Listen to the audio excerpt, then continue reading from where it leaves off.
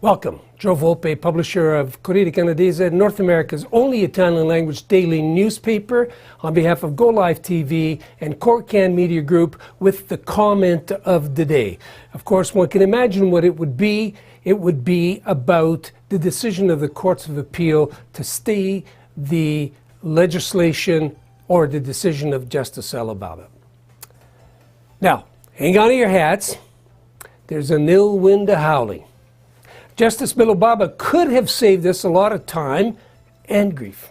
The appeals court panel ended up concluding that Premier Ford's Bill 5 may have caused an inconvenience, but it infringed no human rights and offended no constitutional authorities. It was an easy decision for the panel to set aside Justice Alabama's decision and instruct those concerned that the October 22nd municipal election in Toronto proceed as planned under Bill 5, that is, with 25 constituencies.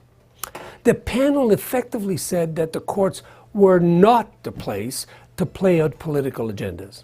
Besides, it reaffirmed municipalities have no constitutional standings and candidates for political office have other options. In any case, the outcome of an election is not always coincident with a contestant's plans. Premier Ford's victory could not have been more complete. The decision confirmed a power shift from the downtown urban progressive checkbook politics seat of influence to the suburban rural get out of the way I've got things to do centers of political clout. Almost as if on cue, the photo ops appeared, custom made to underscore the signal.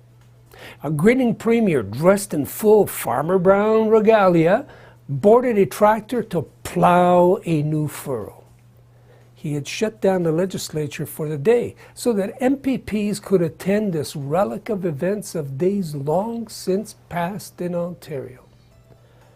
Next, in full business attire, he emerged to dine at a Trump hotel and announced that he and Ontario would never step away from protecting Canada's interests in trade negotiations. Timely, one would say. Minister Freeland was also in Washington, drawn by the now ritual visit prompted by the usual clues that the NAFTA talks are nearing a close. If it happens this time, credit will be showered on Ford, he'll see to it, for having made the difference.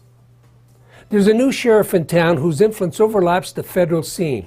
Move over, Prime Minister Trudeau. Now, Justin Trudeau's selfies strategy is beginning to wear thin by comparison. He's burdened by the symbolism versus action approach to the issues of the day.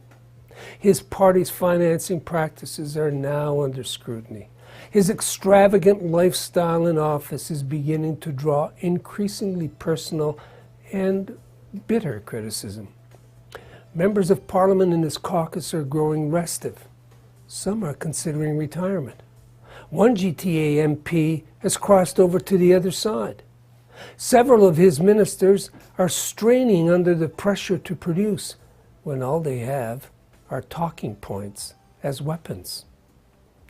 Whether on carbon pricing, pipelines, Aboriginal issues, trade, or immigration, his policies are taking a beating.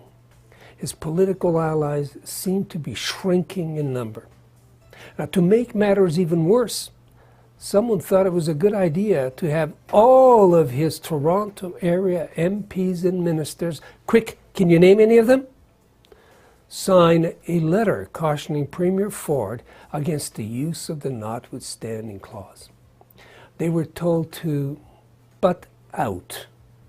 The power balance is shifting from Ottawa to Queen's Park. If one needed further evidence, someone thought it would be cute to leak news of the $43 billion in public funds, a staggering $1,162 for every man, woman, and child in the country, that Trudeau is alleged to have either used or allocated for political battles going forward. It will play into the hands of the rot and corruption sloganeering of a triumphant Ford nation. The emerging and repeated questions are, what did or do we get for that money? How much of that money is coming to me? None, you say? For Corriere Canadese, Go Live TV, and Corriere Media Group, this is Joe Volpe inviting you to stay tuned for the comment in Italian. Thank you for watching.